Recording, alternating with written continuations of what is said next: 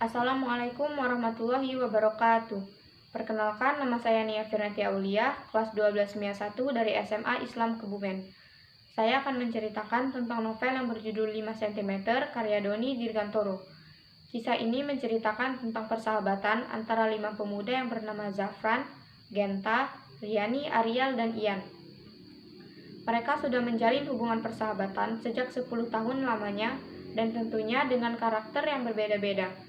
Zafran yang puitis, Riani yang merupakan gadis cantik yang cerewet dan cerdas, Genta yang sangat peduli kepada teman-temannya dan mempunyai jiwa pemimpin, Arial yang merupakan cowok termaco di tongkrongan ini, mempunyai otot yang besar, dan di antara mereka hanya Arial yang paling canggung apabila berkenalan dengan seorang wanita.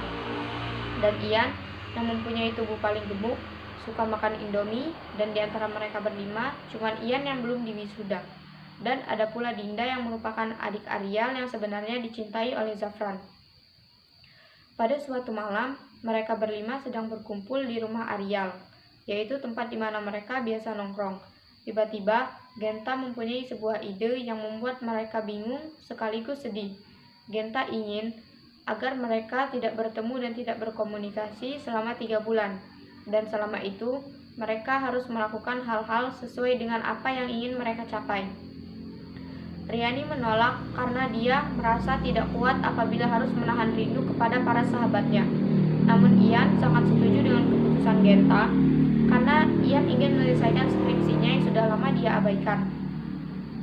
Dan akhirnya mereka semua sepakat untuk tidak bertemu selama 3 bulan. Hari-hari berlalu, mereka mulai sibuk dengan kegiatan masing-masing. Genta sibuk dengan pekerjaan kantornya, Zafran sibuk membuat karya puisi yang baru, Arial sibuk dengan kegiatan gymnya, dan pada suatu hari, Arial berhasil mengajak berkenalan seorang wanita di tempat gym. Riani sibuk dengan pekerjaannya sebagai karyawan swasta, sementara itu Ian sibuk untuk menyelesaikan skripsinya yang sudah lama ia abaikan. Ian sempat putus asa ketika ia memberikan 300 lembar kuesioner ke perusahaan tentang sumber daya manusia dan ditolak. Ian merasa sangat sedih dan merasa sangat putus asa. Setelah keluar dari perusahaan, tiba-tiba ada salah satu orang asing menemui Ian, dan orang ini ingin meminjam dongkrak pada Ian. Dengan raut wajah yang kecewa, Ian meminjamkan dongkrak miliknya kepada orang tersebut. Kebetulan sekali, orang yang Ian bantu ini ternyata dia bekerja dalam mengurus sumber daya manusia di salah satu perusahaan. Tanpa berpikir panjang, Ian pun memberikan kuesioner miliknya kepada orang tersebut. 3 bulan telah berlalu. Genta menghubungi sahabatnya melalui SMS bahwa selama seminggu ke depan setiap harinya mereka harus berolahraga kecil-kecilan dan memberitahu bahwa mereka akan bertemu kembali pada tanggal 15 Agustus di stasiun kereta api. Tepat di tanggal 15 Agustus, mereka semua berkumpul. Semua telah datang kecuali Ian, dan pada saat kereta sudah bergerak, Ian baru saja muncul, dan akhirnya Ian pun berhasil naik ke dalam kereta api. Genta belum memberitahu teman-temannya tentang tujuan mereka akan kemana, dan sesampainya, mereka pun akhirnya mengetahui bahwa mereka akan mendaki puncak tertinggi di Pulau Jawa, yaitu Puncak Mahameru. Di perjalanan menuju puncak, terdapat jalur yang menanjak yang disebut dengan tanjakan cinta. Mitosnya, apabila ada orang yang berhasil melewati tanjakan ini tanpa menengok ke belakang dan sambil memikirkan orang yang kita suka, maka orang yang kita suka itu akan menjadi milik kita. Zafran dan Ian pun langsung mendahului teman-temannya dan segera melewati jalur tanjakan cinta itu. Setelah setengah perjalanan, tiba-tiba Genta memanggil Zafran dan Ian. Secara spontan, Zafran dan Ian pun langsung menengok ke belakang. Mereka semua tertawa melihat kelakuan Ian dan Zafran. Zafran dan Ian bingung kenapa teman-temannya tertawa.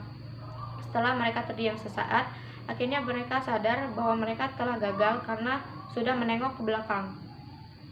Setelah melalui perjalanan yang cukup panjang, akhirnya mereka sampai di kaki Mahameru yang biasa disebut dengan Arkopodo. Di Arkopodo ini mereka menyempatkan untuk istirahat terlebih dahulu dan mereka mulai melanjutkan perjalanan lagi pada pukul 2 pagi. Sebelum berangkat, mereka berdoa bersama terlebih dahulu. Suhu di tempat ini sangat dingin, hingga membuat Ariel hampir putus asa dan memberhentikan perjalanannya, karena dia merasa tidak kuat menahan dinginnya suhu di Arkopodo ini. Namun karena dorongan semangat dari teman-temannya, akhirnya Ariel pun memutuskan untuk kembali mendaki bersama teman-temannya menuju puncak tertinggi Jawa itu. Banyak sekali rintangan yang mereka lalui selama perjalanan menuju puncak Mahameru. Dan saat mereka sudah hampir sampai ke puncak, tiba-tiba ada runtuhan batu. Dan runtuhan batu itu mengenai telinga Riani dan mengenai kepala Ian. Ian pun terlempar dan ia pun pingsan. Mereka semua langsung menghampiri Ian. Dan Genta langsung memberikan nafas buatan dan terus menekan dada Ian supaya Ian cepat terbangun.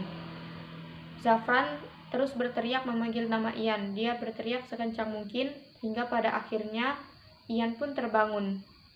Setelah semuanya sadar dan kuat, mereka kembali melanjutkan perjalanan ke puncak Mahameru.